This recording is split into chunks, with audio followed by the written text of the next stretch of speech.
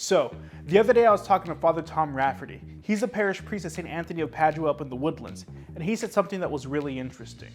There's a Catholic scripture scholar by the name of Jeff Cavins, and what he suggests that people have a posse, and what that means is choose 5 saints, and maybe you get their medals and hang it around your neck, but people like you really rely on, saints that speak to you.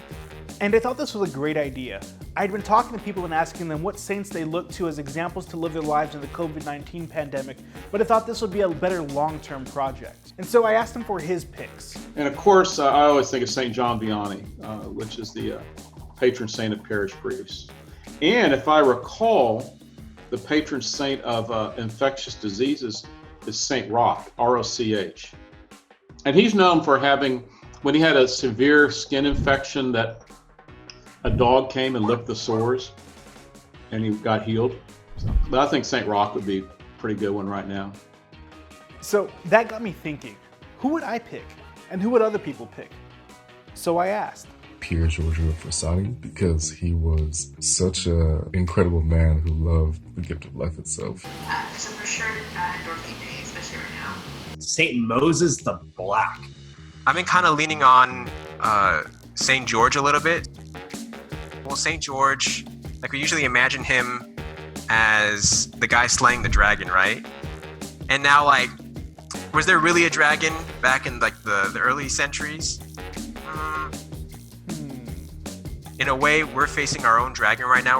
We're facing our own chaos with this whole virus. And the example that St. George provides us of persevering, of sticking to and taking up his cross daily, making these little sacrifices that we have to make. Maybe we can't go to the gym, go to the movies, do whatever we want to do. And on top of that, we have to wear masks.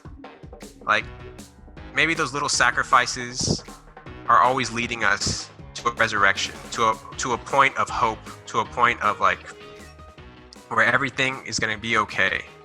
Now, as for me, that's tough. I have a special affinity for St. Joseph and St. Lawrence. I grew up going to Mass at St. Joseph the Worker in McAllen, Texas. Budo 956! And I even took up his favorite pastime as a personal hobby. But mostly, I'm just interested in his role in the Holy Family and how what we know about him is through the persons of Christ and Mary. And St. Lawrence? Well, I love cooking. And my middle name's Lorenzo, so there's that too.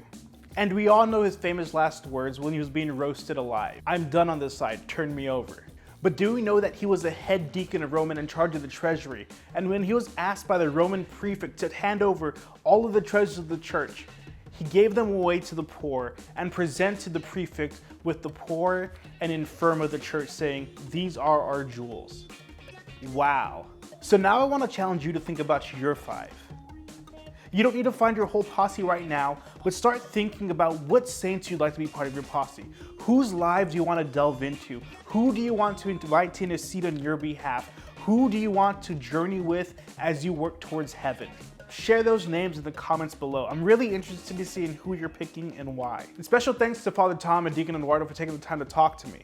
Good news, Deacon Eduardo is going to be ordained a priest on May 23rd. Please take the time to pray for him.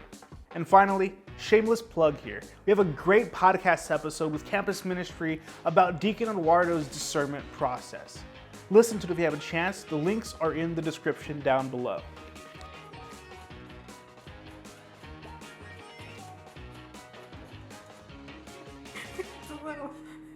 It's a little like serial killer. Una sonrisa, amor, be like.